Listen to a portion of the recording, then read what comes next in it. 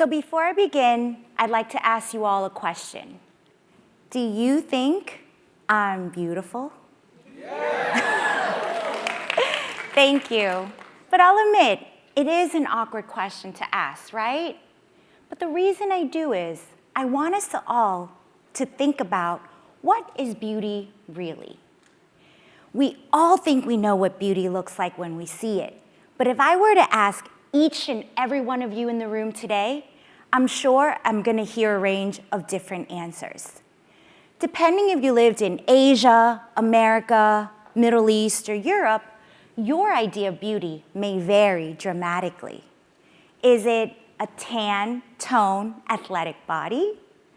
Perhaps it's a porcelain face with curly lashes?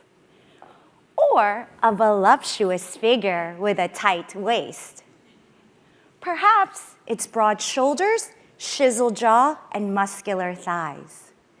You see, these contrasts illustrate a profound truth, that beauty is not one universal constant, but a subjective construct that varies throughout history and across societies. What one may revere as beautiful, another might find unremarkable or even unattractive. But let's take a moment to pause and consider. How much of what you think is beautiful has been imposed on you?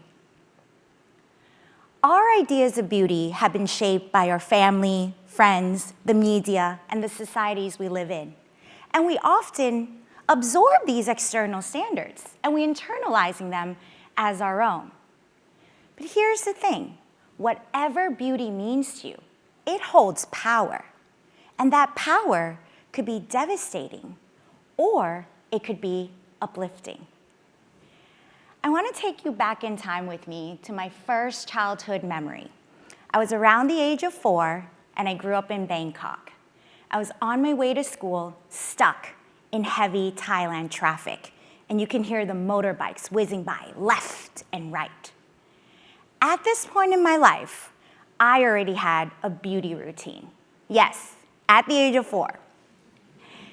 You see, in Thailand and many other parts of Asia, there is a desire to have a strong nose bridge and creases above your eyes called the double eyelids. I have neither. So what I would do is I would pinch the bridge of my nose like this really, really hard and pull on it 50 times. Then I would move on to my eyes, using my tiny little fingers and rub my eyelids, trying to crease them. Another 50 times. Of course, there is no scientific evidence at all that this would actually alter the features of my face. But I was told that when I was old enough, I would get the nose job and the eyelid surgery. This was not a question, but it was an expectation. A few years later, my family moved to America, where I would spend the rest of my childhood. I was navigating a foreign world, learning how to speak English, and adjusting to a new way of life. I had to figure things out like bringing red Thai curry in your lunchbox in high school is not the cool thing to do. But what was most difficult for me was when I looked in the glossy magazines and the Hollywood movies, I couldn't find anyone that looked like me. If this is beauty, then where did I belong? I was handed this beauty manual that it was impossible for me to follow. And I was left feeling weighed, measured, and dismissed. Let's face it, we're all living in a world obsessed with external standards of beauty. They are loud, pervasive, and deeply ingrained. When you don't measure up, you feel it, the weight of inadequacy, the shame, the self-doubt. And these standards are not just ideals. They have become rules. But I wanted to change these rules. So I got my first master's at the Fashion Institute of Technology in New York City, specializing in cosmetics and fragrance management. And then for the past 15 years, I've been working in the beauty industry for some of the largest brands in the world. My job would bring me on the red carpet in Hollywood, And that's me early in my career in glasses, live tweeting backstage at New York Fashion Week. As you can see, I spent a lot of time thinking about beauty, from a personal experiences, from professional and education. So I want to share with you some of the paradigm shifts in society and technology that have shaped beauty standards over history. During the Renaissance, beauty was tightly close to art and culture. It signified health and wealth. And in most societies, having a fuller figure meant prosperity and abundance. But things started to shift in the 1800s during the Second Industrial Revolutions. Cities like New York and Paris boomed, and people were living in closer vicinities to each other. They became aware of what their neighbors looked like and vice versa. But more importantly, better indoor technology of better lighting allowed they themselves to see how good or not they looked in the mirrors. And in the 19th century, the camera was invented, and photography became widespread. Beauty wasn't just something you admire. It became something that you capture, measured, and compare. I'll show you what I mean. In the 19th century, these black and white portrait cards became widely exchanged. I said black and white, but you'll notice that there is a little color on the lips and cheeks.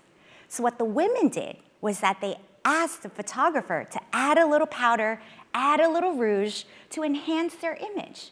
You see, even back then, we were already enhancing our own images before presenting it to the world. Then, in the 20th century, came the golden era of Hollywood. This introduced a new type of beauty, celebrity beauty.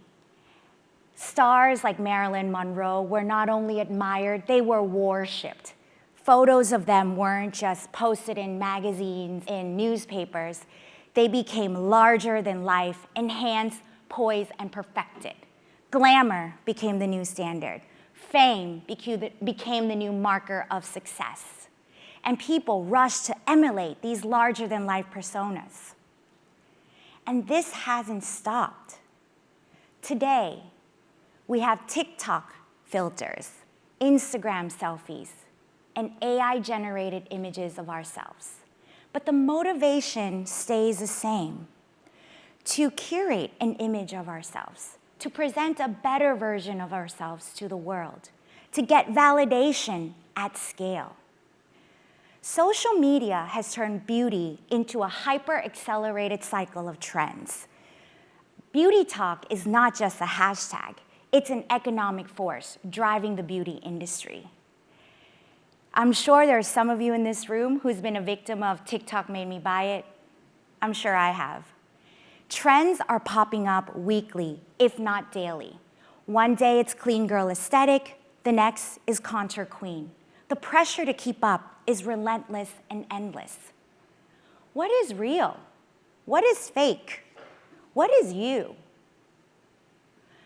So what if you could separate external beauty standards from your internal concept of it?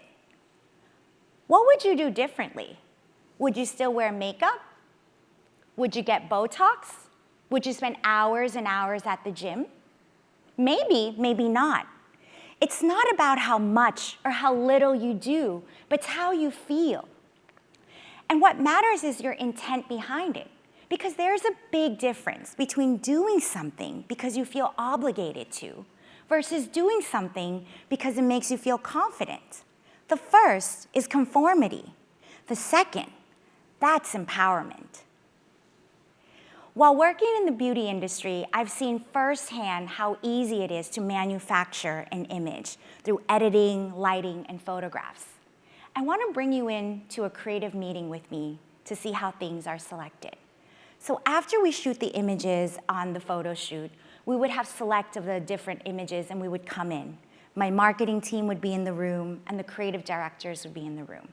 And we would all gather around and look at all the photos of the models and look at it with every detail, perusing every hair, every image to the T. The skin was smooth, their hands edited, their neck wrinkles, poof, gone. this model's image stood out to me. And I said, whoa, she doesn't even look human without the neck wrinkles. A colleague raised her eyebrow and said, yes, but we're creating an ad for an anti-aging product. A switch went off in my head in this moment, and I realized, no, I did not want to sell hope in a jar. There I was in a position to influence what people saw in ads, and instantly I thought of that young girl, the one flipping devastatingly in magazines because she couldn't find anyone who looked like her. That young girl who just moved to America just trying to fit in. That ache of not feeling seen, that motivated me to work in the beauty industry in the first place. So I wanted creative campaigns that were uplifting.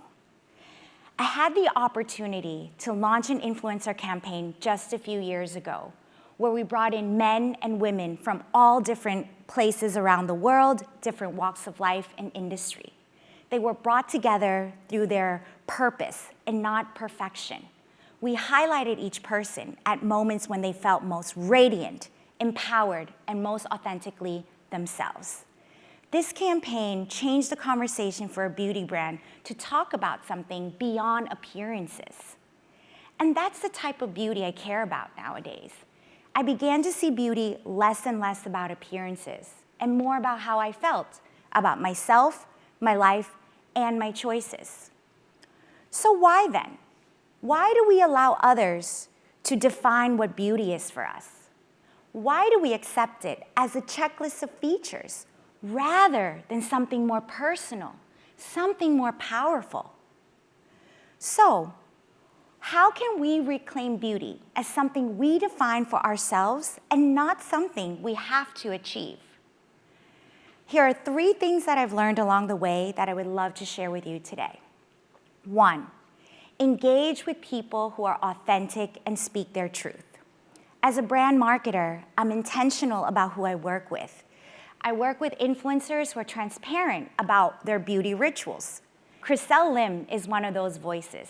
She has 5 million followers on Instagram, TikTok, and YouTube. And she's very open about what she does and why she does it with her audience.